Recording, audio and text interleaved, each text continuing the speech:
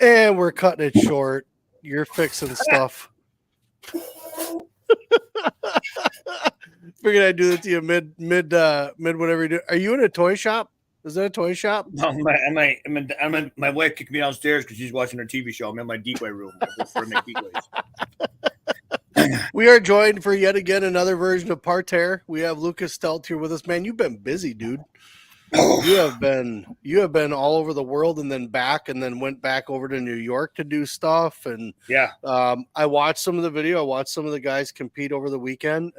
In not a terrible man, Peyton Jacobson. Holy good Lord Almighty. Some other guys getting some lumps, learning some lessons.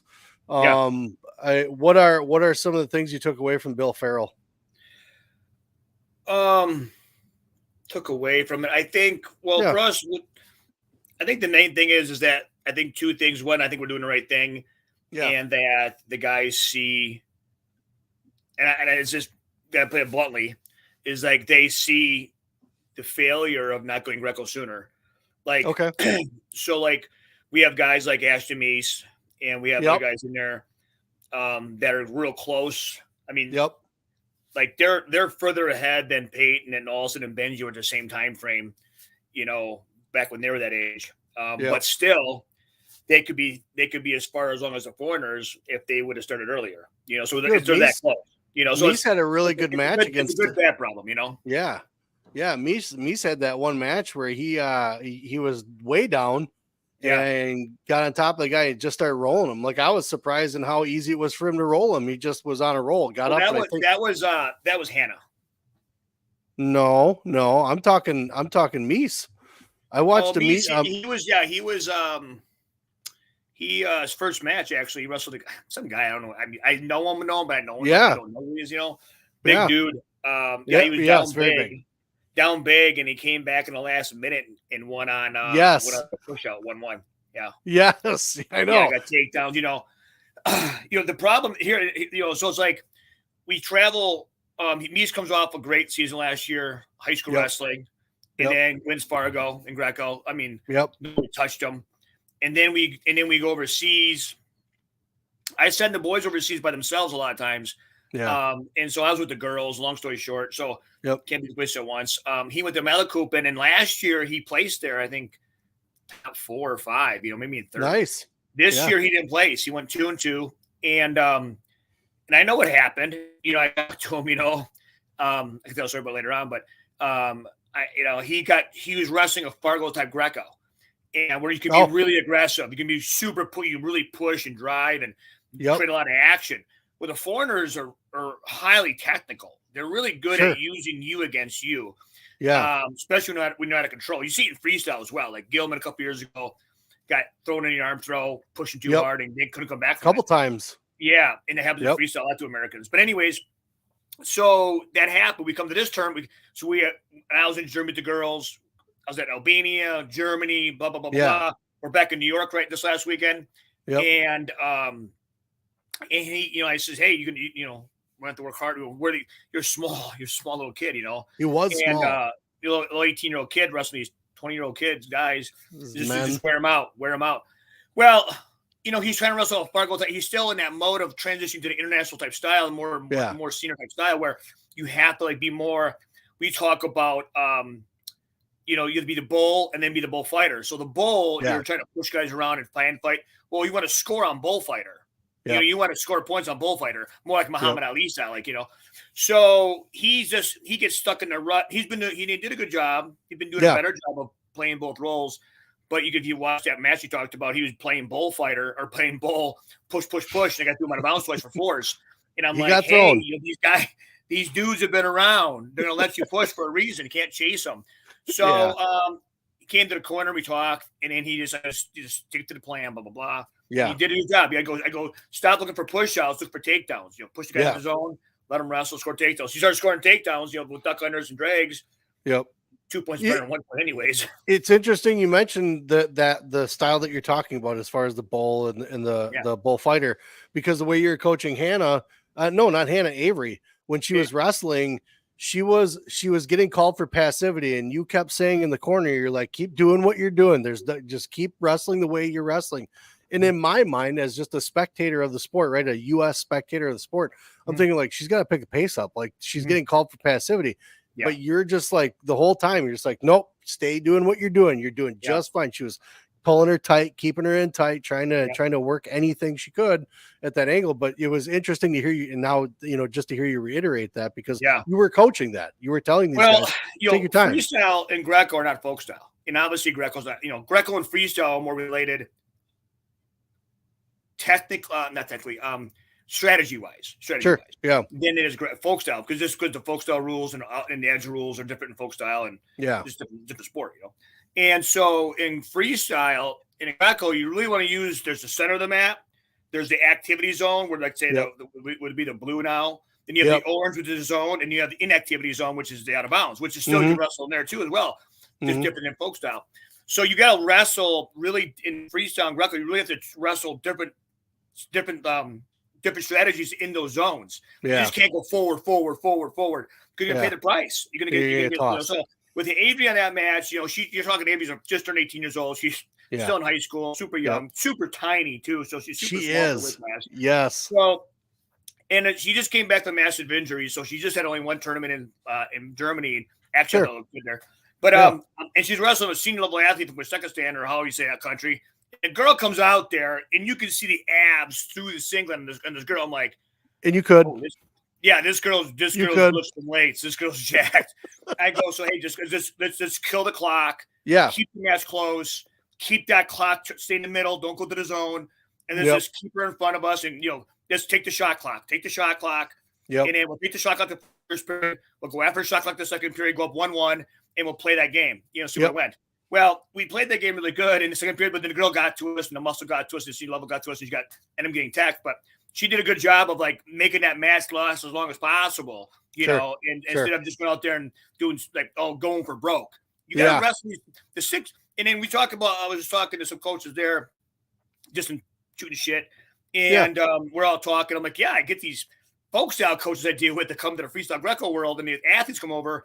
And they coach minute 1 the same as they coach minute 6. And I'm sure even in folk style, you probably coach Joe play minute, obviously different. Again, the scores and the Stallings and folk style, you're coaching differently between periods 1 and 3. Or in Greco and freestyle, same thing between how you're wrestling minute 1 compared to minute 4, 5, and 6. It's completely different. Right. The calls and what's all going on. So you got to have a strategy. And we have we have a template for all the wrestlers for freestyle. Okay. What we're doing. And then we let the athlete obviously wrestle their style within that template, Yep. So if you watch the girls and the guys, they're kind of following a basic template, how we want the match to unfold. Yep. But I thought Avery did a good job of that. I mean, sometimes you hear, I don't know if you pass me in folk styles happens too, where the referee starts chirping, like, whatever, says whatever to the wrestler, and then they stop running the armbar, like, oh crap. It's like, no, don't listen to that referee. He's not a coach. Just let him blow the damn whistle, They were kind of barking at you a little bit. Yeah. Like I mentioned, the girls, like, don't listen to that guy. Just keep doing what you're doing. This is what we want to do. We're going to play a shot clock match. They were coming after you a little bit. I can't remember if it was Gunner you were talking to, but there was an in between, and the referee, like you were showing something to him on the side of the mat, and they were, I can't remember if it was a score, but you guys had time. Like, it wasn't like they were about to start up. Like, you guys had time, and he's like, hey, you guys don't be doing. I'm like, what is he doing wrong? Like, you guys are fixing the clock. Out of bounds there. It was Ashton Meese match. And so I was kind of playing it. I got yellow card that match. Did you really?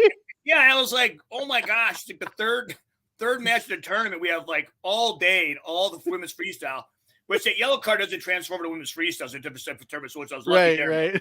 But I was like, now I got to sit on my hands all day, So they got me. What they got me for was coaching them. They got the yellow card me for kind of going on the mat, coaching them between. See, when they went out of bounds, whatever, push out, whatever. Yeah. And so I ran out there to kind of talk to them and play the over there. They're kind of playing the game to get some more coaching, and and then like, no, I did that 2 or 3 times. They thought he hit me with a yellow card. Well, what happened was he was the last score. He was down by 1 or 2. And he runs them out for the 1-1 for 1-1. I'm like, so I'm looking, and they're not, and the guys calling the whistle's calling for 1 and 1 cost you 1.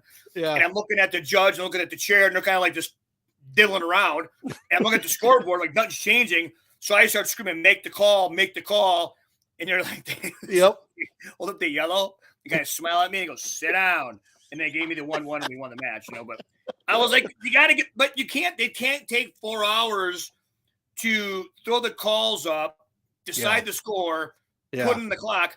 And we were at Final X with Alston, and they made some call. Yeah. And I got the block in my hand, and I'm looking at WCAT. They got the block in their hand because we're trying to figure out what the call is going to be. Right, yeah. And all of a sudden, they start wrestling, and then while they're wrestling, they change the score. I'm like, whoa, you can't start wrestling if we know what the goddamn score is. So I throw the block, and I won. I won the call. Yeah. And I was like, I shouted across, kind of a little person. I go, Sammy, you guys can't start the goddamn clock if the score ain't right. This is Final X. This isn't like junior high crap. This is the shit. Yeah, this is the match, But yeah, so I get pretty heated, because I'm working hard. I'm spending a lot of time trying to know my shit. And I expect the referees to be the same way. Yeah, right. You care about what's going on. So I'm in watching. So like Gunner seemed like he was a little undersized too for the guys he was wrestling. He is. He's a tweener. We call you heard that before, a tweener. Yeah. He's like maybe a 65 kilo guy. 63 is pretty shredded for him. He could make that. But unfortunately, 67 is the weight class. There's no 63, 65. Right. So he's kind of stuck there. He'll grow into it, I think. But it wasn't too long ago. Every Olympics they changed the weight classes, so they might change weight classes. You got to kind of watch what happens. You never know. Yeah. So we love the weight class. Gunner's going through a funk right now. I mean, he's everything's like he's just having a hard time right now winning matches. Like he'll be winning matches to do something and just. But you're talking, he's wrestling single events now where Greco. Let's do the Greco and freestyle living in folk style. Like Greco and freestyle are not, when I say dangerous, I don't mean like physically dangerous, like you hurt your hand or back. I'm just saying like one mistake, the match is over. Right. I mean, you give up head and side. Let's say you say, "Oh, I'm gonna get head and side. Oh, I'm gonna go down, give it up. Because I'm gonna come back up. Boom, get the leg lash. Match is over. I mean, you get a leg lash, get trapped or gutted, or in Greco a bylock. It can happen fast. So nobody, the score is never safe. And so like when you make one mistake, you're doing good. That's why in Greco we're watching the hand fight. So if you don't know Greco, you're watching the hand fight and how they're leaning and where's the leg going. And you can see it from me, I guess, a mile away. Like when Ashley starts pummeling too quick, or they start pushing the hand instead of like bringing their body in, they're drugged. The match is over. One mistake, the match is over. And so there's 6 minutes that the match could be over at any second. So at the cadet and say level, you can make 4 or 5 mistakes because there are guys making 7 or 8 mistakes. Yeah, right. At the senior level, it's who makes the mistake, and it's one mistake. And it's like folk style, like you say, high school state wrestling. It's like the guy that doesn't make the mistakes probably gonna do well. Right. Yeah. So it's the same idea. Yep. Strike first, blood first. With the tournament though, just kind of watching, and you mentioned that the kind of taking too long to figure out points. I saw a couple different matches that were like that, where when a block got thrown, the challenge was correct. That you could tell what the guy wanted to challenge, but then it was like everything in between seemed to take forever. And it wasn't every match. I'm not saying it was a terrible tournament. It was just you kind of noticed that there was like this lag on some of these matches, trying to get things figured out. I talked to a lot of people in Greco and freestyle, women freestyle. Yeah. And especially, I mean, I had challenged a few challenges. I'm like, well, if I don't know it's going to take this long, I wouldn't challenge because I gave their girl a break. Right. Yeah. Like, this is taking forever. Well, and the guys are like ready. That's the other thing too. It's the competition side of it. The guys that are wrestling, they've been wrestling now for maybe 2 minutes or a minute, and they're ready to go. Now all of a sudden they're cooling down. Their body's completely changing to how they work. Just 30 seconds ago. Now it's like 5, 10, 15 minutes, and they're trying to make changes. So it's a little frustrating sometimes. But I tell you, that's why I tell you, and I mean this, is just factual. Yeah, the worst block throwers we have in the United States is the male as MFS. It's like the men freestyle coaches. Really? They'll throw a block they'll throw a block in the first 20 seconds for a push out. Yeah, I'm like, you're right. Dude, you got 6 minutes to wrestle. You're gonna waste a block on a push out or a takedown on the edge. Don't put yourself in that situation. Like in Greco, we're really strategic. I'm just stuck on the Greco side. I just watched the men's freestyle team. Yeah. I'm like, and I'm talking high level coach throwing blocks. I'm like, okay, yeah, you're right, but it's not worth the gamble losing that block. Right. So later on, now the other guy's going to go 4s and 2s and run off the mat and you have your block to go to the match. And what we say in Greco is this: if your athlete loses the match, and you have the block, it's your fault. See what Keaton has to say. No, you don't want to throw the block too soon, but you don't ever want to throw the block either. So like we have, I got like a poker. You have a 21 sheet, like a little cheat card, like we have a cheat card. Like, okay, first 30 minutes, we're not throwing the block. We're not throwing the block no matter what. You better not be that stupid, and don't put yourself in that position to make referees make those kind of calls. Right. Okay, going into the first period, we're only going to throw the block on fours. 4 point distinguishable calls. Yeah. Then you go to the break, and now second period. Now you're challenging. You're really watching what to challenge, what not to challenge. Leg fouls. Is there a massive leg foul out there? We're challenging that. But sometimes, like many of times, I have been in the corner, and I'm like, oh, that's totally our points. But you happen to hand it twice. I'm like, these are our points. I can't challenge it though. It's the first 30 seconds of the match, and it's only a 1 or 2 point game. I'll give that girl the 2 points.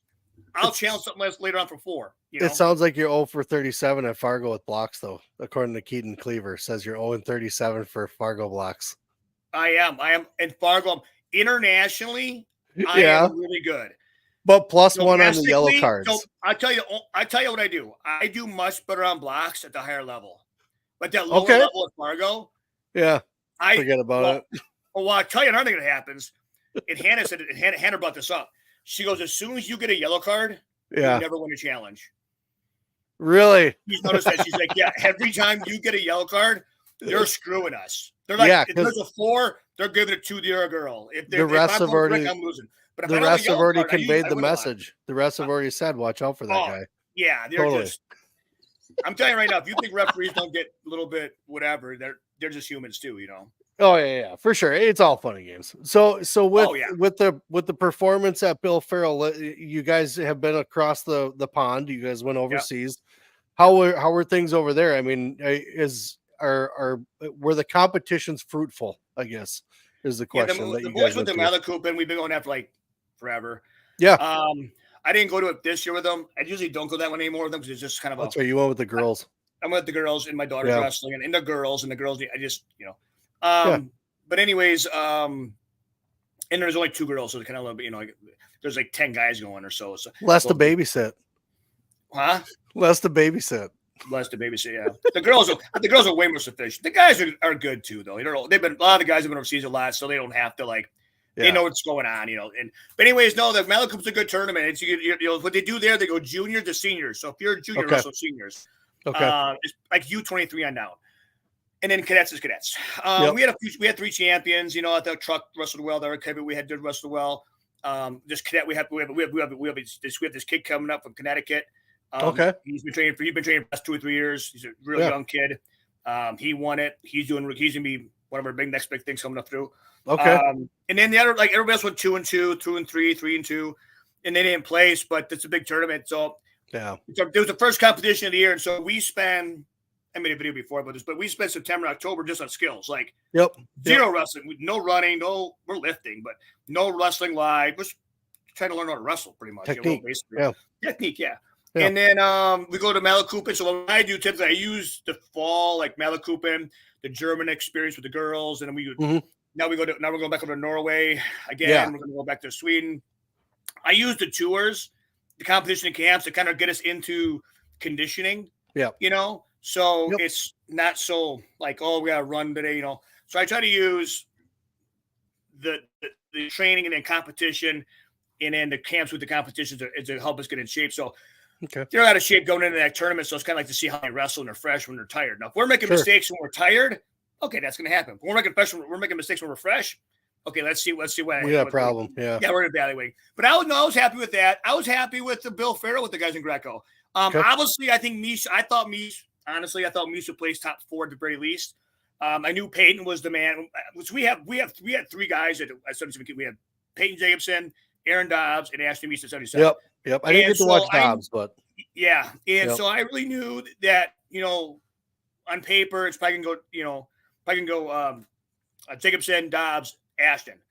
But I really thought we'd sneak in the top 4 there, just in place. Even though I knew Peyton was probably going to qualify, right? And we had to wait to Texas to qualify, But I was really happy with Ashton's performance because the mistakes that were made were mental mistakes and educational mistakes that we know, like we're winning the match.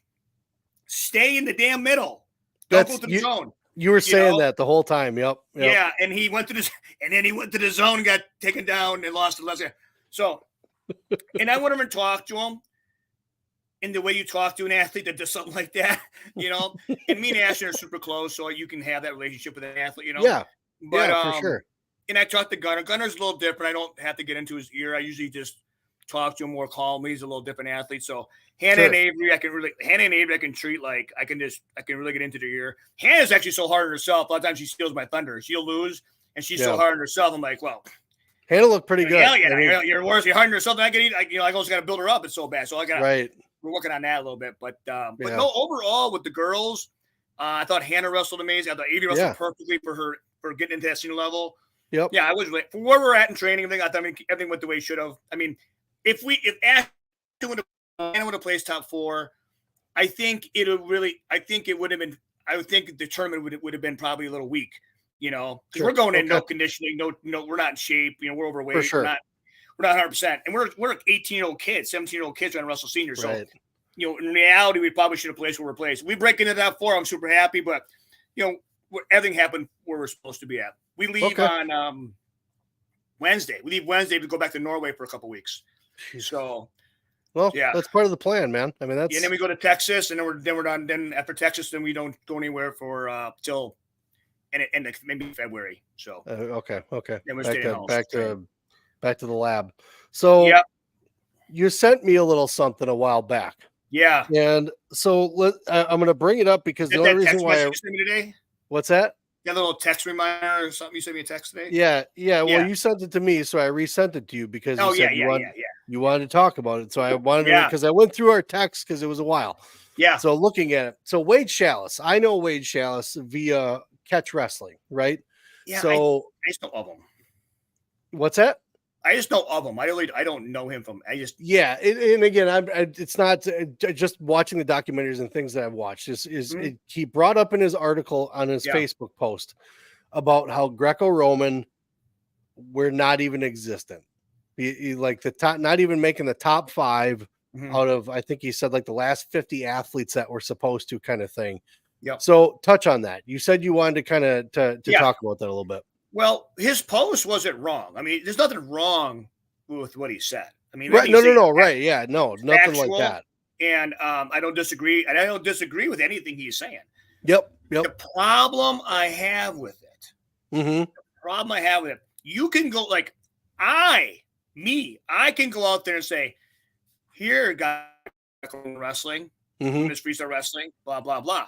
Because I'm not trying to brag. This is factual. Or Dennis Hall can, or my buddy from Alaska, Wes Bacher can, or anybody Zach Dominguez can, or anybody coaching women's freestyle, women's freestyle. If you're coaching folk style, whatever you're in, you have the right to kind of call your own people out.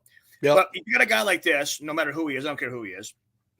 And we have some. I'm going to talk about some people in Greco a little bit too. Call them a little bit.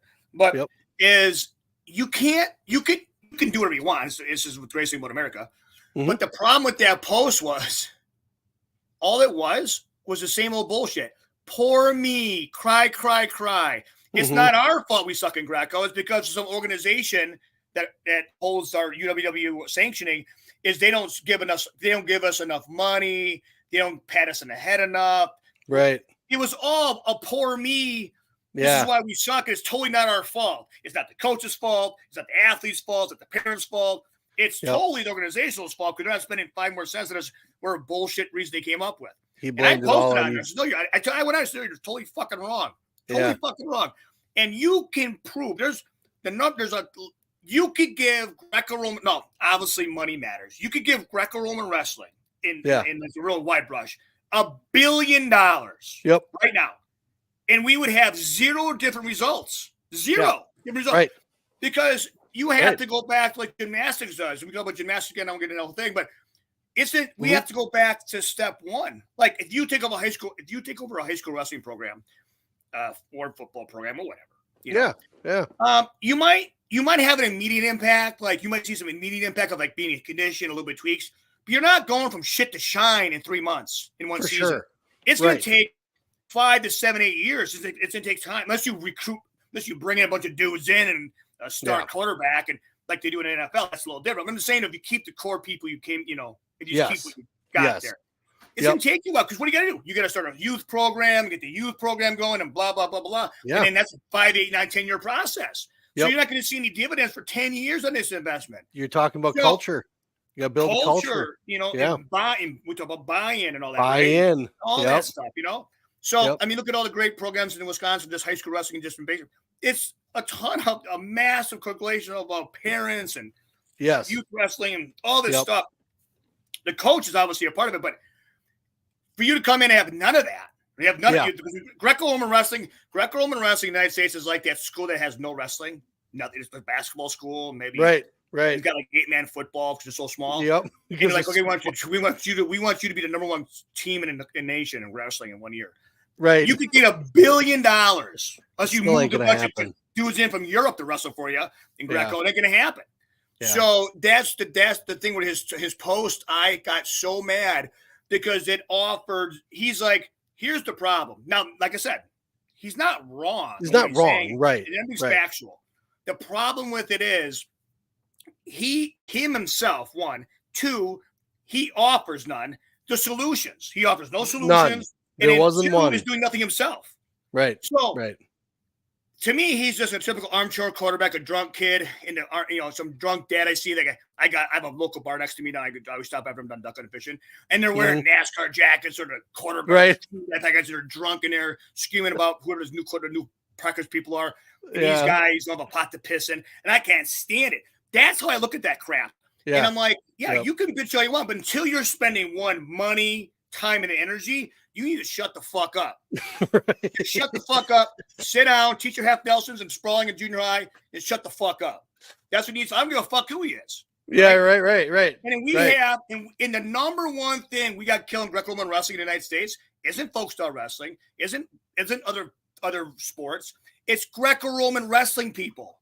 Themselves. You know how many Greco-Roman wrestling people are like that have these accolades? Are like, oh yeah, you can totally wait till you're 22 years old and then start looking at Greco or some, well, look at me, look at this guy. Bullshit. And I'm like, this is the same shit you hear from a lot of high-level athletes going to a sport and say, well, this is what I did.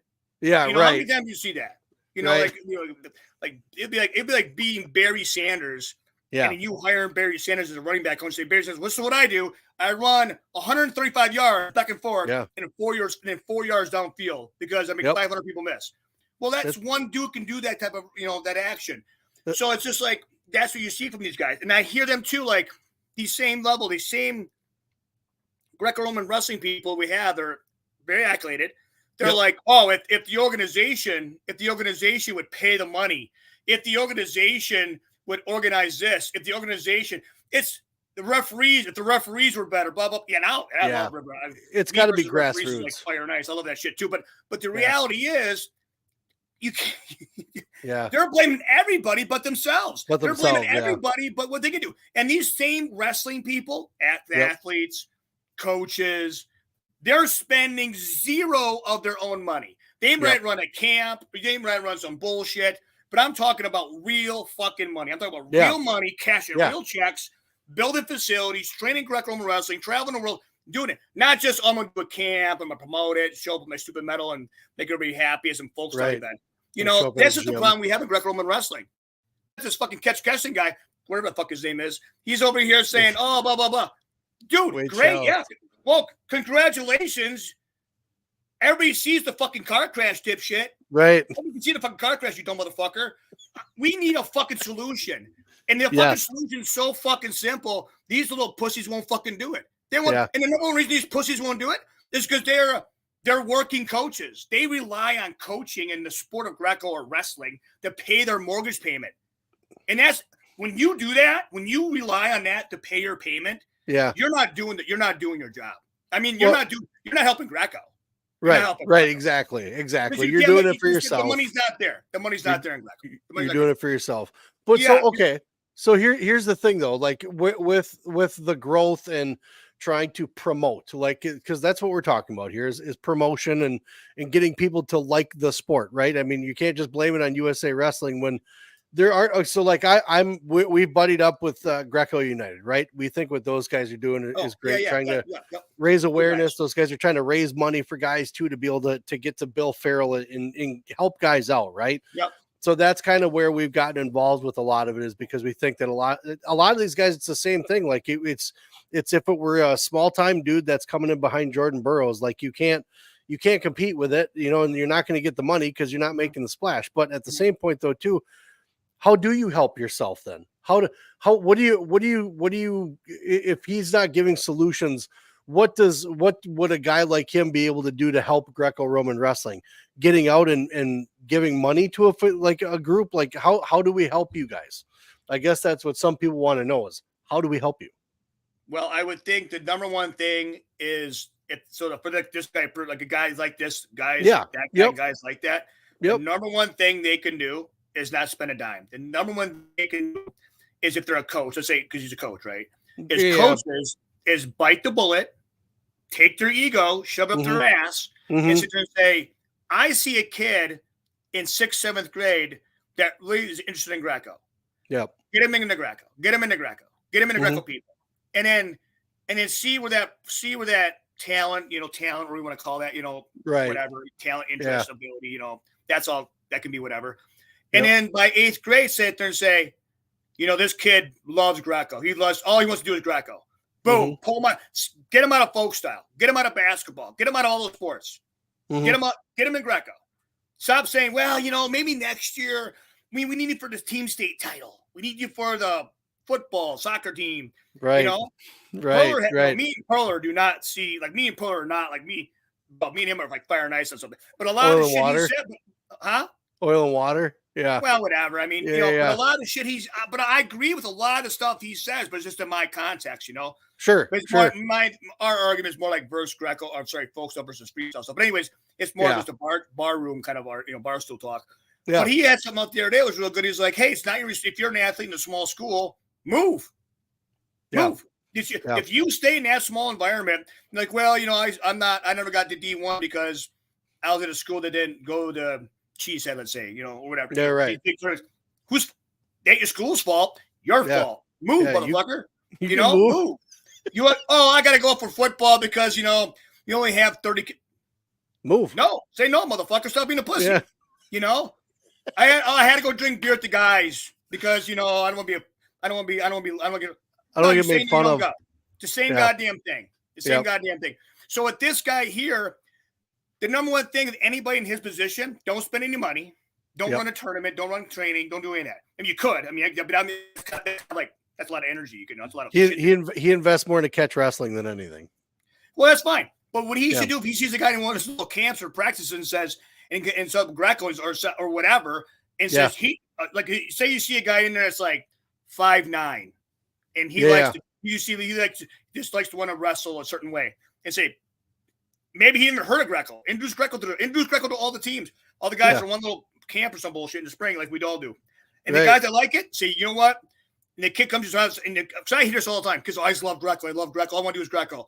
And I go, well, why don't you just go Greco all the time? Well, my mom and dad want me to wrestle in high school. They see me wrestle on Fridays and football Friday. Want me to play football. They want me to play whatever. My mom and dad or my coach, my buddies, my friends. There's like 30,000 excuses. But when I talk to the kid, he just wants to do Greco.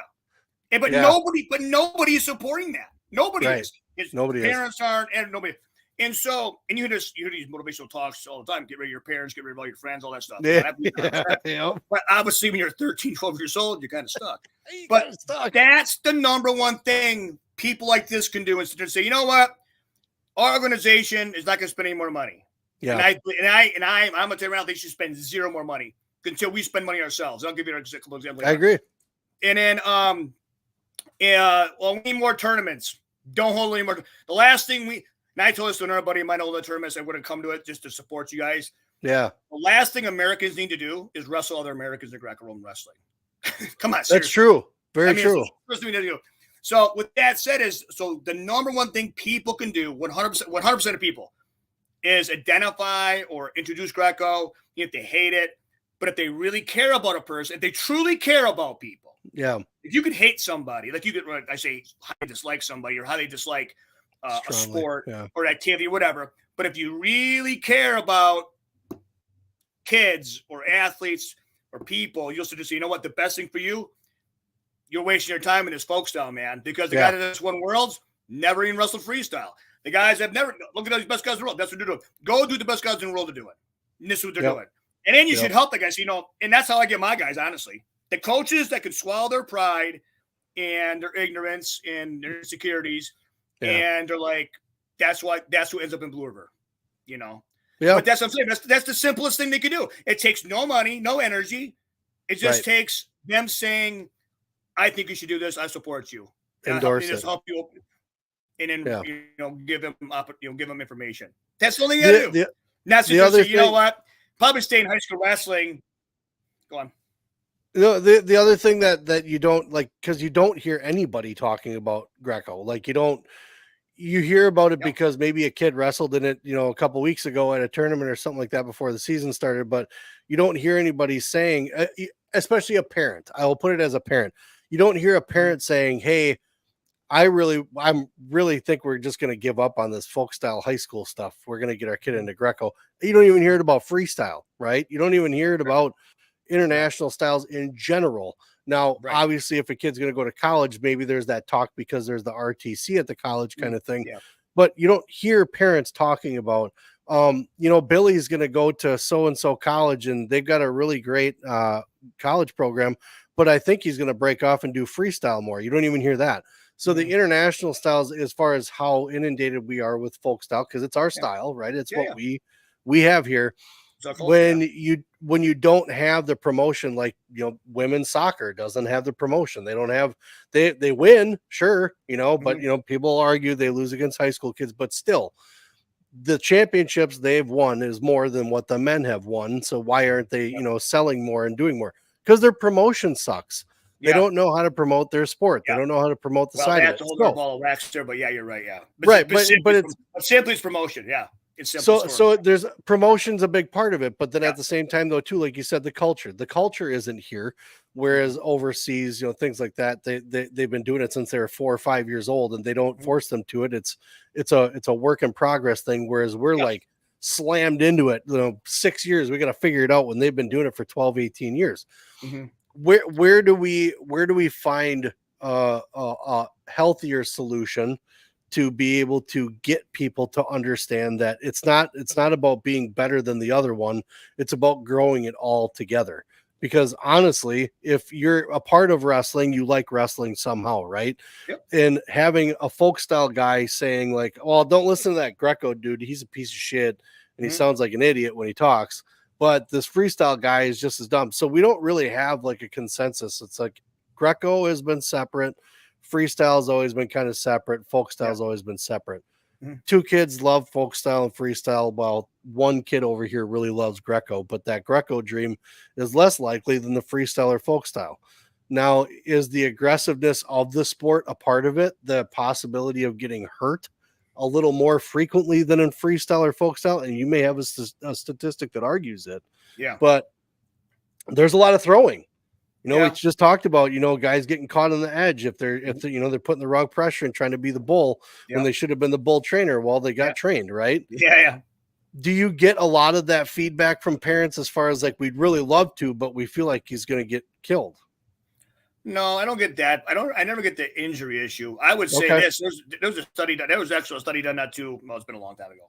Yeah. And I was actually overhearing a conversation between two high-level wrestling people. Yeah. And they were talking about, there was a study, and this group of people was trying to push women's freestyle. Push women's college wrestling to folk style, back to folk style. Oh, yeah. And they're trying to say their whole idea with their whole selling point was that folk style was safer physically than freestyle. So they did this study, and it came out just the opposite. That folk style was way more dangerous than freestyle. Because of the problem. Because the problem was the folk style was, and the women's part was shoulder injuries and concussions. There was more concussions in folk style, because when you folk style, you can't go backwards, you have to go forward. And so women in general, well, not women, but 100% of Americans don't learn how to fall, because I see it. And so when you take a guy forward and their head is to met forward and takes their neck back, the concussion happens way more frequently than if it folds forward. And so if you learn gymnastics, learn how to hold. So there's a lot less concussions in freestyle and Greco than there is in folk style. Well, and there's a lot more, but it's a hard thing to prove because there's like in the United States, there's a billion more folk style matches. So if are you taking, if your survey is a year of folk style, there's probably, I don't know how many folk style matches and how many lot less freestyle matches. So but that was the thing they found out, that a freestyle is safer anyways. But I don't ever get. I mean, I get some stupid comments right now, like, "Oh, I don't want my son getting caught in a leg lace." I'm like, what? Then go over and play badminton. Get out of here. Then you're not gonna make it folk style either because you're gonna get clobbered in the head and armbarred anyways. Yeah. No, I don't get that. The number one thing I get why people don't go folk style, Greco, is I think it's hard to say what the number one thing is, but the number one thing to me is like they're just scared. They're scared, and I mean this in the most honest way. The parents and not the kids so much. The parents are scared not to have something to go watch and hang their hat on every week. Because in folk style wrestling, you get to watch a dual meet or 2 a week, a tournament a week. Yeah. And if you lose, you get to redeem that loss within 72 hours, pretty much. Yeah, right. And so in Greco and in freestyle, we had a really good female athlete, and we lost her because she wanted to go into high school wrestling, and we were like, okay, we're not doing that. And me and the father had a big falling out, and one of the comments was, you guys only train for 3 tournaments a year. I'm like, well, yeah, there's world team trials. Yeah, worlds. There's 2 actually. Kind of the big ones. There's only 2 we care about, and the other we're going to do U.S. Open and we're going to do Fargo and all that, but they're just for training. And so it's like the mentality of the American is this constant stimulation of like winning, that's the whole other thing. That's why I'm so against all that high school wrestling to begin with. But with that said, there's a time where you have to tone down that competition. So the number one reason Uncle Greco or with full-time freestyle is because they want to go watch their kid wrestle.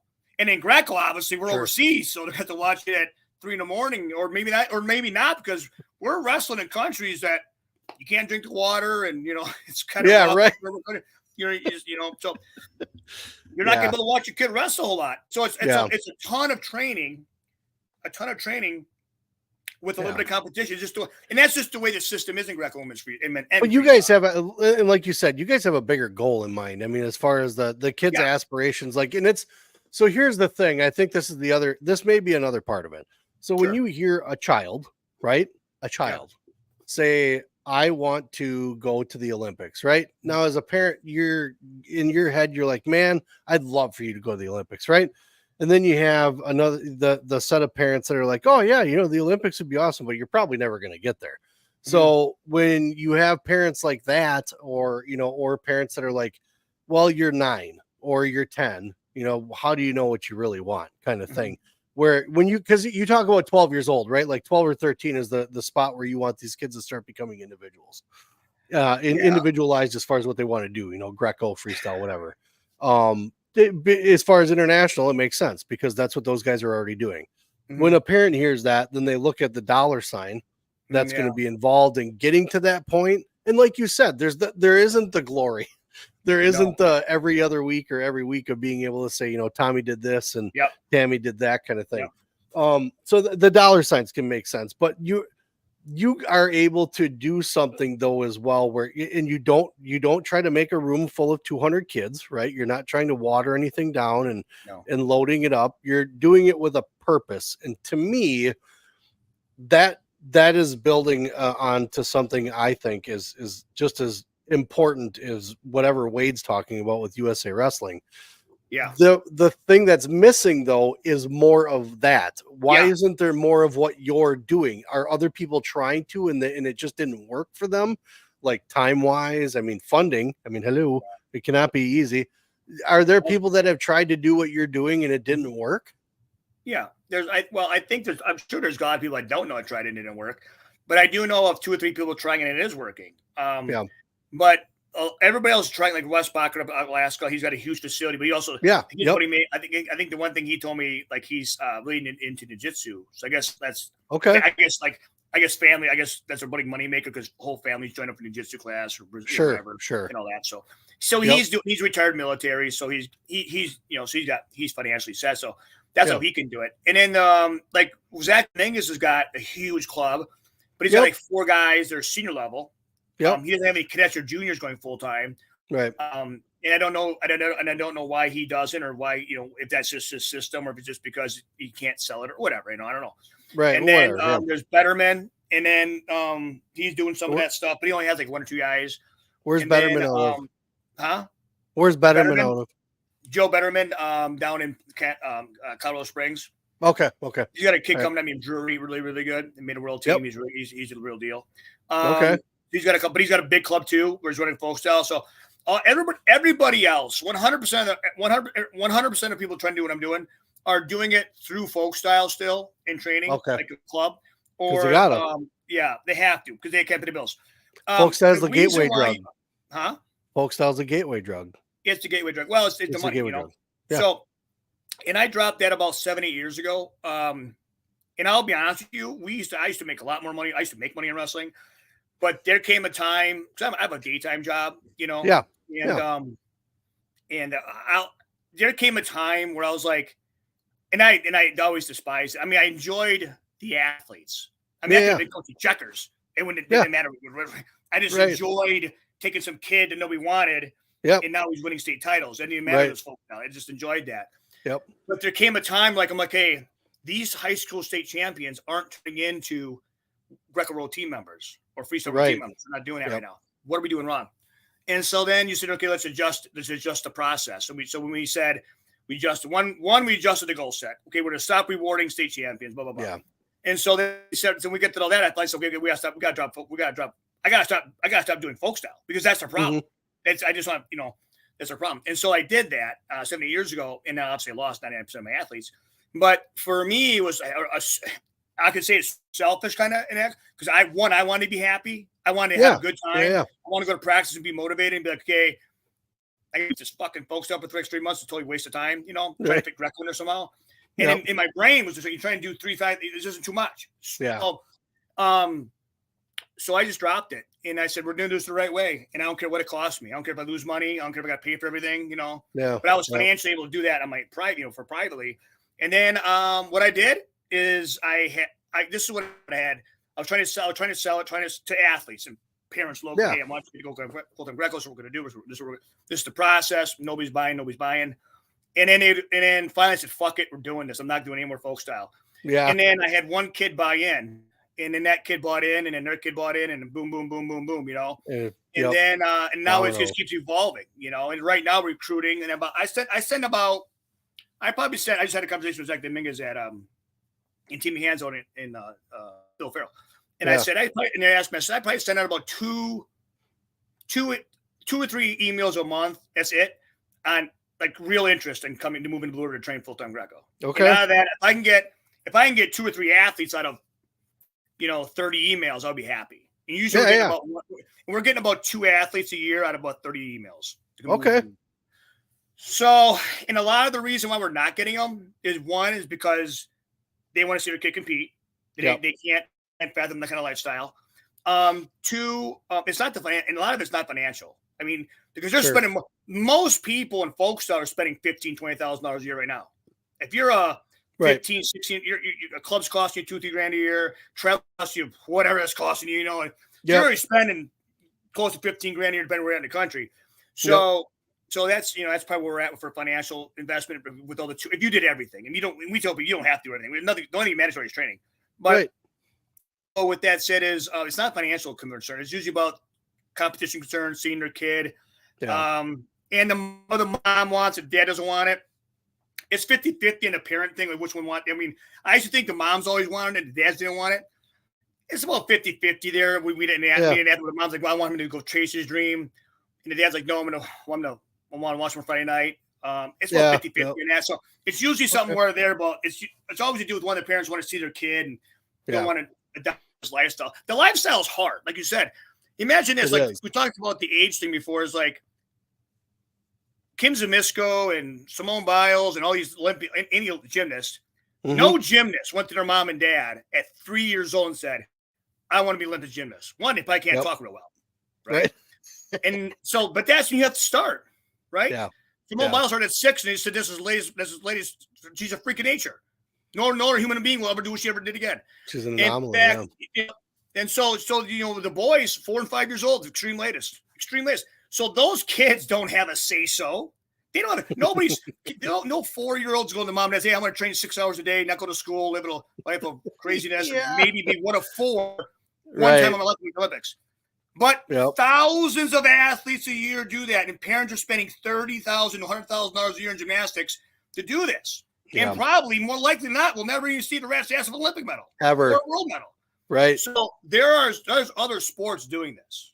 Oh, sure. Yeah, for sure. Yep. And gymnastics is one that gets brought up a lot when we talk. Well, because that's the system it has to be, because I believe in science. I believe in science. I believe in math. I believe in stuff that works. And so, here, if you take central nervous system development and all that crap, well, the action of falling forward is a lot easier than the action of flipping over backwards. So there's certain things you can learn at 15, 16, 17 that are a degenerative action going forward than an action going backward, like a negative action, a negative arch in your spine. You have that flexibility and athletic ability like between, say, 8 and 12 years old. And in neural pathway development, there's guys doing arm throws from Kajak or wherever they're from, Bill Ferrell. I'm like, you're not. You can learn it. You can learn it at 30 years old, but in 20 years old. But to do it in the millisecond of happening and be immaculately perfect in a match, you have to start doing that at 8, 9 years old. Throw something over your head. I'm not talking about. There's a reason. There is a reason when you show up to youth practice at whatever age you're at, and the first thing you learn is a double leg or handside single, because any idiot can do it. Right. Any idiot can do that move. You learn a high cross, typically left. That's a little more complicated. Hips are in, heads. There's a lot more. Lot more risk. Done right though, but high risk, high reward. But a highly trained risk action is very successful. For sure. So that's why certain things. Why is nobody teaching biologs? Because one, they don't know how to, but two, there's a lot of shit going on there. Yeah, a lot. So that's why you got to start that stuff at such a young age. But so when it comes to Greco and why they say no is like one, they're doing pretty good in folk style. They want to see their kid keep winning. They want to see that. They need that stimulus. They need that. Parents need that drug. They need that drug. They got to talk to Johnny next door. Got to put it on Facebook. Hey, and all that crap. I mean, I want to watch my. Get Greco-Roman wrestlers. I want to watch my investment. Damn it. Well, and I blame them. I mean, they put on money into folk style. I mean, else the kid comes home one day and says, "I want to change boats." They're saying, "I'm going to quit wrestling and go to basketball." A kid, you're 5'6", bro. Yeah, right. Well, I understand that, but the truth of the matter is, the fact is most parents don't have the wherewithal to put their kid in a situation and sit there and say, okay, we're going to do something for the next 10 years of our life. Right. And we're expecting no results. Yeah. Because it's highly likely. It is highly likely. It is more likely than not. It's almost 100% guaranteed you will not succeed in what we're doing. Because I agree. Our goal is to make the senior world team with a senior world medal, make the Olympic world medal. Now, everything else is we're going to give you a clap, but we're going to put you a poster if you make a world team, you make a world medal. But if you could win anything else, we're like we just won Fargo. We're like, hey, nice job. Get back to pass on money, buddy. Don't use a shit. Parents love it. I mean, You mean they're not looking at the world championships? They're not looking at David Taylor's background like, wow, he won Fargo. They weren't looking at that at all? Yeah, exactly. Like, if you're in high school, you don't talk about junior high. If you're in college, you don't talk about high school. If you're a senior, you don't talk about college. When I'm at Worlds, nobody's asking about your state titles. I'm telling you right now. When I'm at Worlds, nobody's asking about your NCAAs either. In fact, they're making fun of it at halftime, which is you have to. There is a little bit of whatever on that one, but with that said, though, that's the thing, So for us in Greco, it's like, they've got this Wade Childish thing, and I'm like, bro, shut the fuck up. What you need to do is to say, yeah, we got this would be great if USA Wrestling gave these kids $20,000 a year and a place to train and said, yes, good high school wrestling, so we got to do. It'd be great, but they're not going to do that. Why? Because that doesn't pay the bills at USA Wrestling. It doesn't. So what? It's still a business. It's a business. What saved freestyle wrestling? Yeah. Private training, RTCs, private clubs, private money, not public money, private money. What's going to save Greco-Roman wrestling? The number one thing Greco-Roman wrestling needs is parents and cash checks. Yeah.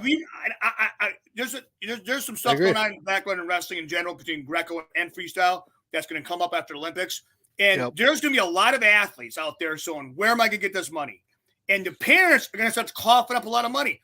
I can't stand the fact when I talk to athletes and they're like, and these athletes are 20-some years old and some are 16, 17 years old. And like, oh, I don't know how I can afford it. Your parents can afford it. Your parents can afford it. Sell the fucking house. Buy a smaller house. Buy a used car. I don't want to hear you can't afford it. I don't want to see a Go fucking Fund Me page when you're driving a brand new fucking car. You know what I mean? I don't want to fucking see that shit. You know what pisses me off more is when I see people that got GoFundMes for whatever and then go buy a brand new car. Yeah. I mean, the GoFundMe wasn't for the brand new car, motherfucker. Yeah. It's for your hospital bill. Oh yeah. No, it's handouts. There's all kinds of handouts now, man. And so I don't, we have athletes that GoFundMes, but they need them. But right. But there's too many people that are like, I can't afford that. And they're like me. They got Duramax. They got 3 boats. They got snowmobiles. They got 4-wheeler. They got Ranger. Honeyland. They got $20,000 decoys around me right now. I'm just like, dude, you got the money. You just don't want to spend the money. You want some bullshit scholarship or some organization to pay your kid to wrestle. Mm-hmm. When he hasn't won anything yet. He hasn't won a medal in the Olympics. Go win a medal in the Olympics. Spend the money. You know, why should some other human being pay or invest into your child when you won't even invest into your child? Well, we've talked about it too, that there's only so much of a window with wrestling, right? You only have so much time. And when you're talking about Olympics, it's every 4 years. So you really have a finite amount of time. So if you think about it, college isn't going away, right? College isn't going away. And if your aspiration is to win an NCAA championship, then you should go to college and wrestle because you don't have much time, you know? So that should be your goal. You shouldn't be surprised when someone who's on the world level and you shout out, I'm going to go win the world championship after you just won the NCAA championships. Don't be surprised if they laugh at you, because you unless you're an anomaly, you have to be putting that work in, right? I mean, you still have to put the training in. Watching some of the college kids that come over here or from over here and go overseas and wrestle, and all of a sudden you see them lose to a guy, and when they're here, they manhandle everybody, right? Yeah. And then you see them lose to this guy. Now I get intrigued. I go and watch that match because, okay, let me see the difference. Let me see what's going on in this match, that this guy who is here all the time, killing it, all of a sudden loses one and maybe lost by like 4 or 5 points. It's like, holy shit. You know, there's a little technical background that you keep bringing up, and the experience and the time that they put into it, because that's what they want to specialize in. Yeah. You've said time and time again, you can't expect to go from, it's great if you have an RTC, but you can't expect to be wrestling folk style for that long during a season, then train all of a sudden switch over to an RTC program to train freestyle, and then think you're going to go out and win, Olympic medals. It's just not going to happen. You don't have the background, right? I think the folk style is changing so fast to freestyle. It's actually going to be the 3-point takedown situation going on to folk style. I think in the way guys are being trained. So I think I would say like the folk style wrestlers are more freestyle in action now, just because of the private clubs. Yeah. So they're coming through. Because a lot of these guys that are really, really, really good in college come through private club. Well, I'll say 100% of them. I mean, and these private clubs want to make money and they want to promote their club. Best way to do that is to win high school state championships and also to make a world team. Well, it's the world team. It's freestyle.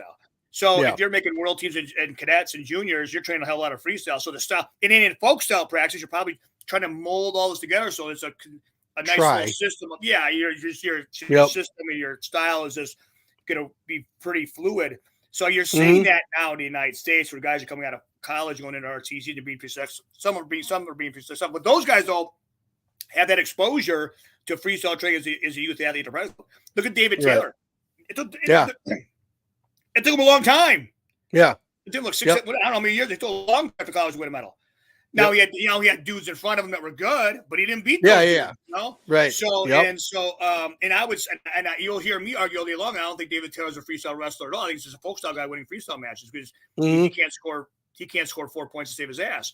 But, but he doesn't need to either. He doesn't need to either. So, but his style of wrestling, but he's adapted his style of wrestling over time to work in freestyle. But it took him time. Look at Spencer Lee. Well, he was a world champion in cadets and Gable Stevenson, world champion in cadets. And, so these guys were freestyle familiar a long time ago, where we don't get that in Greco as much. And if we were in Greco, those best Greco guys move to freestyle and folks. So anyways, get that, because we do, as a country, we do really good at U15s and cadets in Greco. Yeah. The reason is because we just have so much more wrestling. I mean, a foreigner at 15, 16 years old probably has 10 matches, tournaments, where we have thousands of matches in by that age. So we just have more wrestling, and then we cut weight. Because our kids are starving for weight. They're not cutting weight. And all of a sudden we get to juniors, we can't touch them, right? Because they're jacked and we're emaciated, And then our best guys go to D1 and then fade off into folks down freestyle land. Yeah. Because they kind of have to be good at college, And and that's what happens to Greco. So but I would say this, it's like this thing really pisses me off, because and a lot of guys on the Greco side of me pisses me off, because you're not saying anything new. We know that. That's why we're saying, okay, right. Let's not be an armchair quarterback. Let's not be on the outside throwing rocks. Let's get inside. Let's get into the USA program. Let's get inside and see what we can do in the inside. Okay, I'm in USA Wrestling. I only can do so much because what they're doing with the Greco. But what I can do now is go back to my private sector job, my private sector club, and do what I don't see there. But that's how I can help. I can help Greco doing more Greco shit in the private sector. Yeah, right. What USOC is not doing. In my perspective, now Zach can do his thing, Pinnacle can do their thing, I'm doing my thing, obviously. But that's what solves the problem. Not sitting here writing a goddamn post saying, well, if we had $30 million and blah, blah, blah. And you know what Greco needs, and I don't want to say the guy's name because it's kind of a curse to wrestling, but we need another John DuPont type money situation where someone's just got funds sitting around that they could funnel into it, right? Well, I'll give you a story on that. Titan Mercury came along back in the day and wanted to fund Greco. Their big thing was Greco. They want to take money into Greco. Okay. And then they got coerced into freestyle, so they got pushed into freestyle. Really? Yeah. And so, and that's all Barstool talk, but he didn't think it was Greco right away. And then so they got kind of pushed it into freestyle. That was right during the RTC issue. Back in 7, 8. And now that's what happened there. But there's been people. I mean, Sunkissed Kids spends a shit ton on Greco. Do they really? Okay. Yeah, well, they got all those kids that they represent.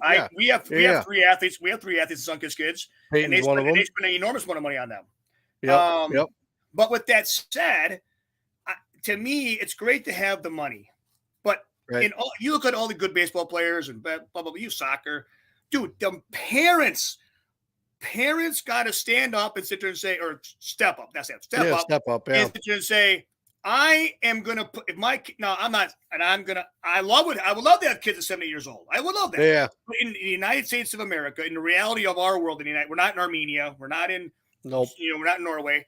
Nope. In the north, I think for me, and everybody's like, well, Lucas, you need to get. I was talking to some guy this weekend. Next day, he was like, Lucas, you need to start getting these kids at 8, 9. I'm like, I'm not moving kids to Blue River 8, 9 years old. I don't want to move Blue River at 14. They need to be 15 going at 16, just because they're almost at an age now where they can almost drive. Sure. They're at an age of it's just getting to, they're a little older. See where their commitment level is. Yeah, and there's some more maturity. And literally, it's just because of my comfortability, and they got a little sleep and living on their own. Yeah, it'd be great to have them younger. But honestly, they get enough Greco training through their club they're coming from anyways by that time frame of 7, 8, 9, 10 years old. As long as they're doing some.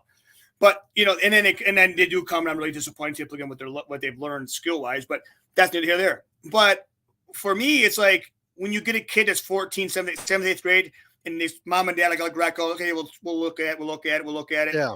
And then all of a sudden, and I get that a lot actually from people. We'll look at a couple years, 15 I want them. Yeah. 15 hits, I'm like, maybe next year. And we'll go to senior year. It's better than nothing. Right. But I had 2 athletes I told locally here. I said, they came to me in senior year and said, I want to quit my senior year and go Greco. I said, fuck that. Just do high school. Like, really? I'm like, you just done 20 years of high school wrestling or folk style wrestling. You're telling me November, December, January, February, you're going to change your fucking life in Greco, you stupid fucker? No, you're doing it. You're doing a giant come lately pussy push. And what you should be doing, you should have came at 15 your sophomore year.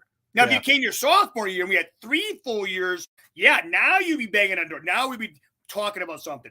Well, don't come in here at the last minute and do that bullshit. It's quick. Do your folk style, and we'll talk about next year. And then what I tell those athletes to do is you don't go to college, you don't go to NMU or the OTC. You stay here with me until you're 20 years old, 21 years old, and then we'll move you up. Now you spend 3 years of. If you really want to go full-time Greco, well, now we have to train you with the 15-year-olds because that's how good you are until you get to that level. It's about levels, Yeah. And so that's what I do with those guys. But those levels of the shit. But yeah, so I get guys like that all the time. They're like, "Oh, we're gonna go Greco. They don't." But I do get some that, like I have now, that came at 7th, 8th grade. Like, oh, we're talking about it, and then we took the 8th grade freshman year and organized it where, okay, let's get everything in line. So when they're 15, they can move up. And so I've had that. And our best guy started the youngest, obviously. Peyton Jacobson. Look at him. He quit his sophomore year in high school. Yeah, I remember that. Yeah. I remember that. At state and says, I'm done with this bullshit. I'm done cutting weight. He put on. He looks big. In 4 years, 3 years, 4 years, he put on 60 kilos with 132. He's now wrestling 77 kilos. So he put on like 30, over 40, almost 30, 40 kilos every year in 4 years. Wow. And he lifts, and he's a student. He's super, he's a student of the sport. But like he's a guy that eats, lives, and sleeps Greco-Roman wrestling. He's straight A student in college. Yeah. Parents 100% in. He's had great. Bill Cawley's his personal coach. He's been obviously I'm in the system with him. Yep. With us. But his whole life since 15 years old has been nothing but like, hey, stop cutting weight, eat and lift. Take your lumps now. And now finally, as a first year U23 athlete, 21 years old, off. He just won he's the only American to beat a Japan athlete at a tournament in women's freestyle or men's Greco. Wow, really? And they brought hammers. They brought hammers. So you're talking about a kid that's like delayed gratification. Losses for wins. Yeah. Don't cut weight. Eat and lift. Get your ass kicks. And now he's a full-grown adult, and he's spending all he's doing now is tweaking every little thing. Instead of trying to put the muscle on, he was cutting weight. Yeah. And you look good. You look good. Proof of putting there. So this whole Greco thing with this childish thing just drives me up a wall. So I'm like, no, the answer is what we're doing. The answer is what we are doing. And the answer to help what we're doing is promote what we're doing. Now they don't have to do it. I'm not saying like everybody should copy what we're doing. Right. Yeah. Grab one kid out of 50, 60 kids, instant and say, you love Greco, you like Greco, blah, blah. Let's throw you some camps, see your flow. By 15 full-time Greco. Let's help you make the decision because that's what you want to do. Because as a parent or as a coach or as a mentor, you don't want that kid growing up at 30, 40 years old and be like, you know what? I could have been good at basketball or baseball if the coach just would have made me work harder. I mean, I had this conversation with my own daughter. I probably shouldn't say that, but I'm going to anyways. And kids go through these ups and downs, right? Like, she getting muscle not in injuries, and injuries always a motherfucker, because you get injured you can't play this for a year or two. For sure. And we made my wife set her down. She's give me this and that. I'm like, here, listen here. You are going to spend your whole entire goddamn life trying to become a world champion. Yep. And when you're 30 and 40 years old and crippled from this sport, you can be pissed at me for that. But you won't be pissed at me because I let you go party. I became a normal person or some fucking teacher making $60,000 a year and you hate your goddamn life. And you're normal. You will fucking hate me for fucking making sure to be a world champion.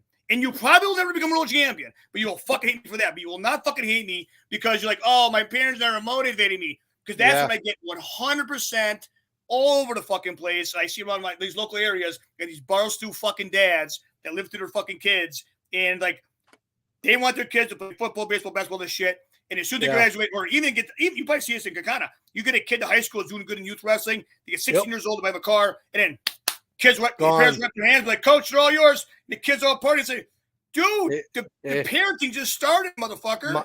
Machak says that's when you start noticing the kids that are committed to what they're doing. Once they get their driver's license, how often do they start showing up now? Yeah. Because the parents are the ones that, obviously we can't wait for Liam to get his license, but we're the ones that, that take them to everything. And because that's the point. So then he's like, once they get their license, you'll see who's actually committed to it because, they have to get themselves there. They have to drive themselves. They have to have their own drive. So you obviously have kids that have a passion for that sport in that building. So, you vet them fairly well. You don't just let anybody come in. You make sure that what they want to do, because you have people spending money to make their kids the best in the world, right? I mean, their kids have aspirations of Greco. Yeah. So you vet them fairly well. And you guys watching the matches I got to see, even in the losses, it was very composed. Like there wasn't a whole lot of, you could still see college kids now throwing fits when they lose. Yeah. You don't see a lot of your guys losing their composure when it comes to that, and maybe a little flustered in the match, itself. But at the end of the day, you can tell that they're there trying to get better and trying to grow in the sport of Greco. So when you guys are starting to amp up, I would assume for the Olympics, right? You have a couple guys that are going to try to make some Olympic runs, possibly. We have 2 guys qualified now. And yeah, I think we'll qualify 2 more. Okay. I think we'll qualify. I think we're going to qualify 4 more guys. 4 more guys. Okay. 4 more athletes. Okay. From your group, from your combat group. Yeah. Okay. Okay. Yeah. Right now we have Peyton and Benji. Yep. And then Alston has to qualify yet, but I don't know. He'll have a hard time with the military thing he's doing. But I think he'll do it. Okay.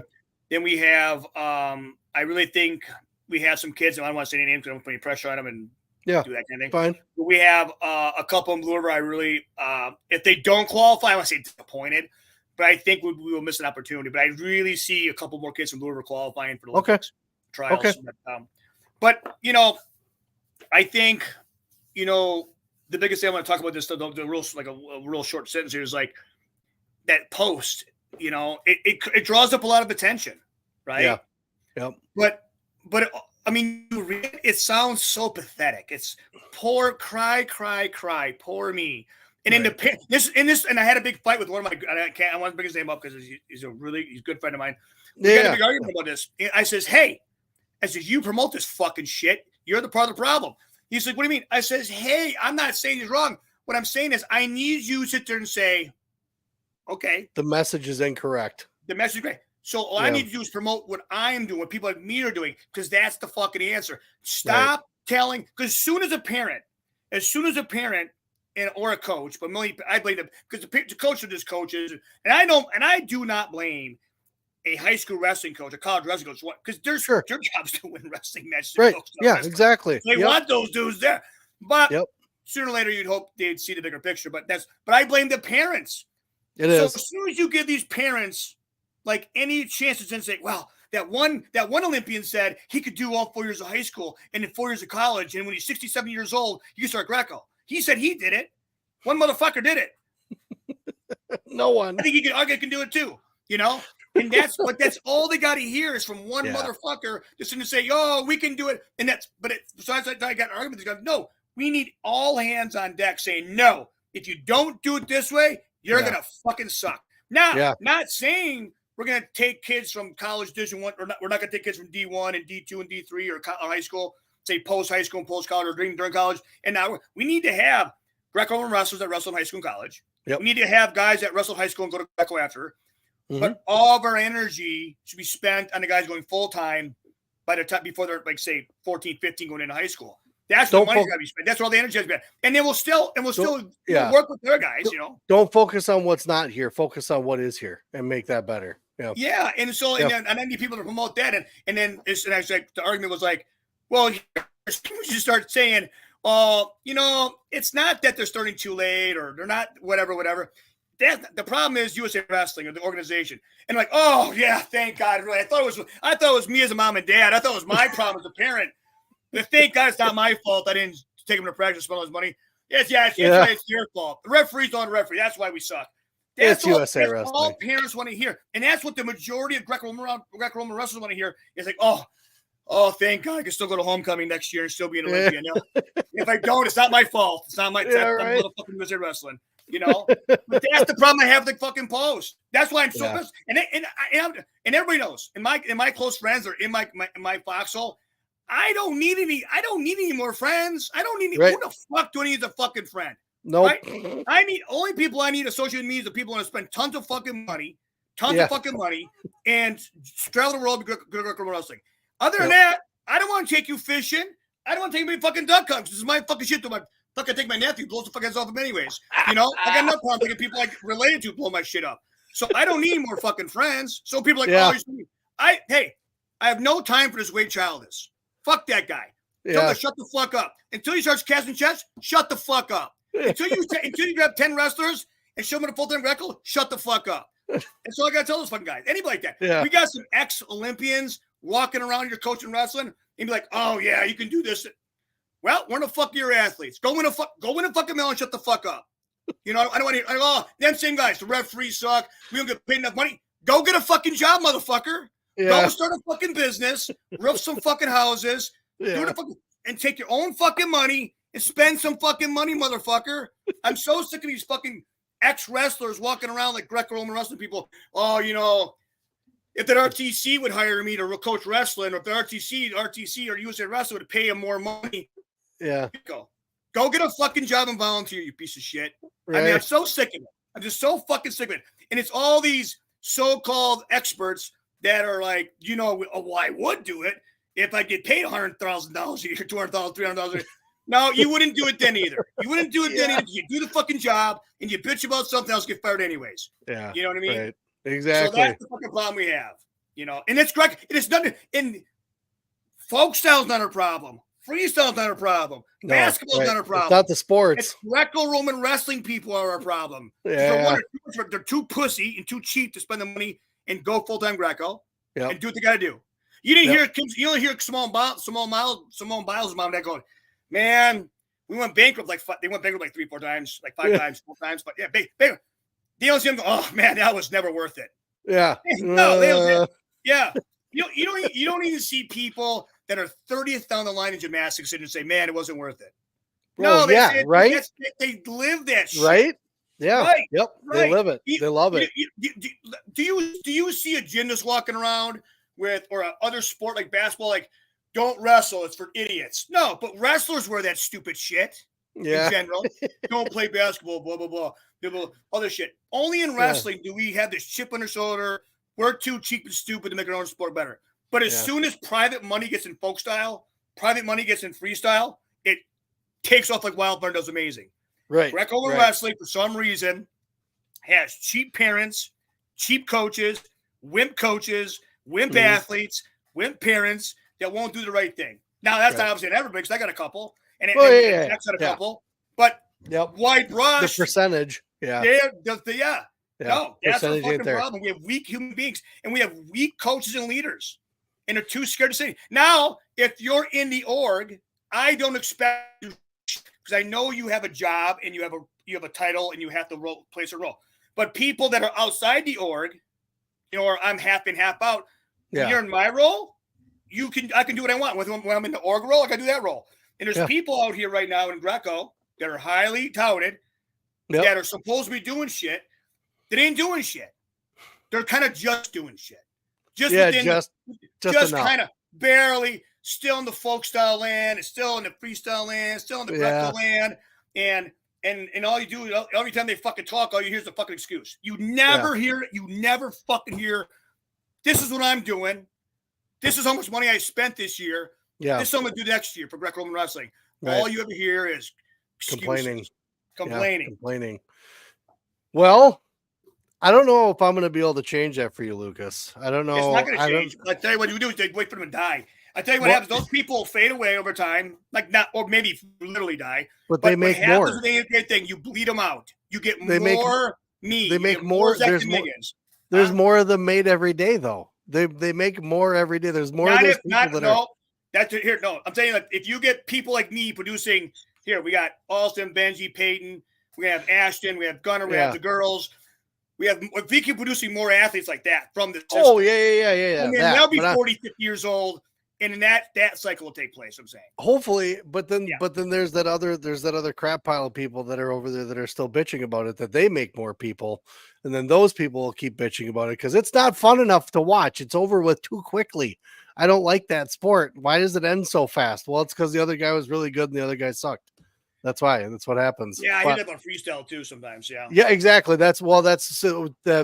Someone was I can't remember what term we were at, but it was a parent that was kind of new to the sport. And they're like, I don't know if we're going to do this next year.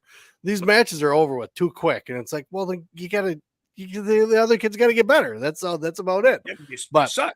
Your kid sucks. Right. You suck. You just got to get better. So with that being said, Is there anything else? Where'd you say you guys are going to next? Sweden again? Norway? Yeah, we leave Wednesday for Norway. Norway. We're doing a competition. Norway. We're doing a thing called Cobolton Cup. Biggest okay. tournament we have up that way.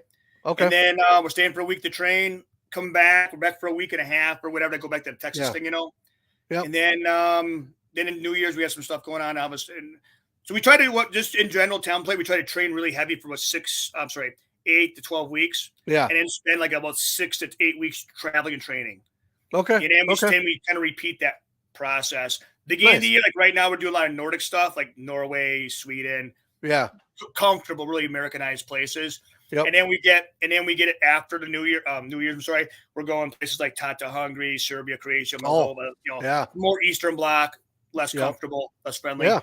Friendly, but I mean, like more competition wise. Doing that, and then we come into and then we have April. Then we have the domestic season. So okay. Yeah.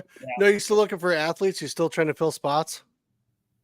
We're all looking for athletes right now. But what happens now is if anybody shows interest now, we send them information. Yeah. And so what we do to vet people, like you say, is we bring them out for a week or two to train.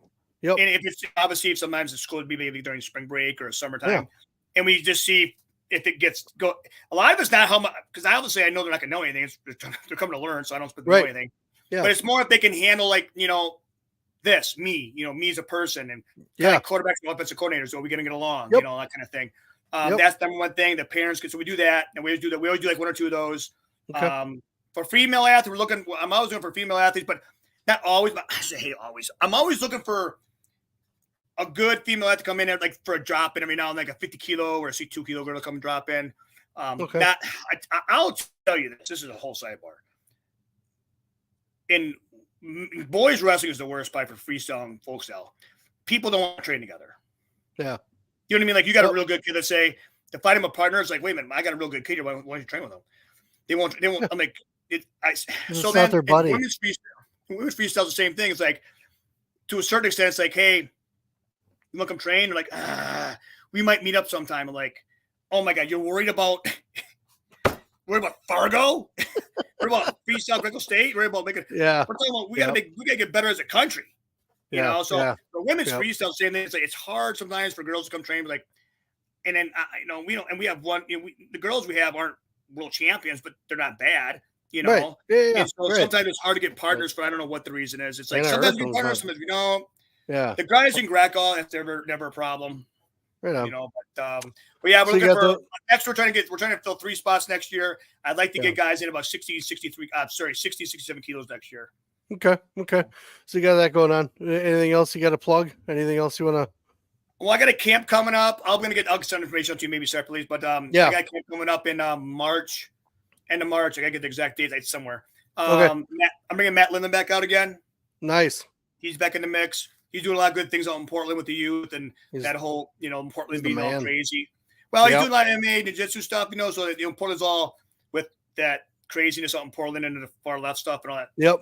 Well, he's doing a lot with the youth out there. Like he's actually picking kids. Like what he does, he goes to schools and picks them up after high school, brings them to school and trains them and stuff, and gives kids like, abilities to protect themselves and just be, more functional. So he's doing a lot of that stuff now. Okay. He's still teaching Greco, but a lot of his stuff is like MMA, youth movement stuff. So I'm bringing him in.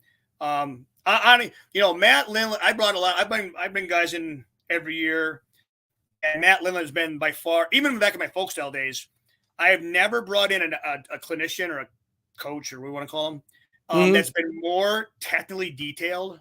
Even though it's Greco, it's Greco. It could be the same in folk style, but then Lindland.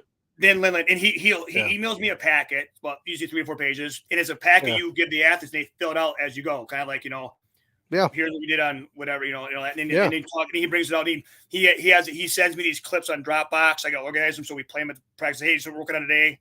See what they're doing here. Watch the foreigners, what they're doing, all this. Yeah, really nice. Good. I've never had a guy so. I would say people ask me like Greco, it's like, how do you get so into Greco or knowledgeable, we want to say, wherever you might, information. Yeah. Well, it was Rob Herman and some other guys, but when it came to Matt was real good at like, hey, we're going to send you to Tata. Can you afford a ticket? If you can afford a ticket, we'll cover everything else. Send you to Tata. Can you go to this tour? Rob Herman, same thing. Rob Herman would be like, hey, can you go on this tour? And it was just a lot of people reaching. So there was people in Greco for a period of time there in USA Wrestling that, and there are now too, that were really into bringing coaches in and saying, hey, we need you to get educated at a world level, so we need to go. Can you afford to go here? And there's other guys like me out there, like Zach and all that, and Blocker and Bill Cawley that sit there and said, you know what? I'll spend the $5,000. I'll spend the $3,000 to go over there for 2-3 weeks and train. Or I'm not training, but I'm watching. Right. Yep. And Matt was one of those guys that was real good at that. And when I first started my camp, I'm like, man, I can get like 10 guys. He's like, you know what I'll do? I'm gonna come out there. I'm not gonna charge you anything for the first couple of years. Never charged me a dime for the first couple of years. Wow. Still got going. And I had to actually give him, I like forced to give him money. And then I'm like, they paid him. And so the camp got going. So he is he left USA Wrestling. It is a whole other conversation, but he is like when it comes to Greco, like in like technical training and like teaching principles over in theory, or like you can learn a move, right? Like your arm. Yeah. But when he teaches you something, first he teaches you principles and he teaches you theory, and then he teaches you the technique, or what you want to call it, and then says here, but always fall back on technique, always fall back on theory and principles. Don't just think it looks good. It can look good but be wrong. So he's really good at education. So guys come to my camp sometimes with him, like, oh, it's so boring. If you're there to learn a bylock and super fancy moves, probably not the camp for you. If you want to come learn real Greco-Roman wrestling and how to take Greco and say, this is what Greco-Roman wrestling is, and then you take yourself and your attitude and your style of wrestling and then use them principles there. And then you consider to say, well, I'm a folk style freestyle guy coming from Greco camp. And this is like, now I can understand the pressure of the underhook and what I'm supposed to be doing with it, when I'm not supposed to be doing, what to be out of it. More than just, okay, here's the underhook and throw back to single leg. It's more about principles and theory than anything else. Then you can take it into your sport and your art, So that's what they camp. That's pretty in depth. That's pretty in depth with that dude. And I've heard a lot of good things about him too at the other camps that he's done. So it sounds like he does the what you've been looking for. He puts his money where his mouth is, and he's giving back to kids too at the same time. So, well, with that being said, dude, we've been going for what, hour and a half, I think, something like that. But I gotta eat dinner. I don't know about you, but you got some decoys to fix back there. I don't know if Tristan shot any of those. I could show you, but Tristan Steldt, you had Tristan Steldt on? Yeah, I had him on. Yeah. He's a decoy killer. Do you have the one that he shot? Do you have that? I got a lot. I probably could grab it up and shot somewhere. It's probably blown through the rings. If I could find one real quick. I got a lot of them be shot in the fucking head. Here's one right here. Uh-oh. Tristan, I hope you're watching this. So you can see these holes? Let me see if the camera's kind of there. It is. Yeah. See those holes? Those are Tristan holes? Yeah. There's the camera. I got to go backwards here. So like there you go. I can see it. All the white right there. In the head. So these decoys are made out of, they're solid, right? So they're unbreakable. Yep. But he blew them up. He shot them. Like what that fucker will do. Like I love that kid. Well, Duck. I'm like, hey Tristan, Duck falls. Just let's swim out the decoys. Yeah. Nope. Won't do it. But he got a gift card Cabela, so he got some decoys, some really nice ones. Yeah. And I swear to God, the first time we go out, I'm just gonna pull up and blow one of those fuckers right out of the water. Swear to God. Swear to God. All right, man. We're gonna get out of your hair. You have a good rest of your day. We're gonna talk to you in the next I'd say month or two here. Yeah. Once you guys get your training done, coming back, and then we can talk a little bit more about what you got coming up, because I want to see what you guys are going to have coming up with the Olympics coming. So we want to talk a little bit more about that. But let's talk about Texas. Let's do it. Let's talk about Texas. Well, I'm going to hit the outro music, and then we can kind of jibber jaw real quick after this. But then I'm going to go eat. But tell everybody else, appreciate you guys listening. Appreciate you guys, dude. He's going to be on more. So if you didn't get enough on this one, you're going to get more on the next one. So just be ready for him. It's been Lucas Steldt. He is the coach out of Combat Wrestling Club in Blue River, right? Blue River, not River Falls, in Blue River. And the guy is full of fire. He's full of passion. Don't mess with him. Okay. Just leave him alone. If you see him in the streets, just don't mess with the guy. Okay. Just stop messing with him. All right, everybody. We are out.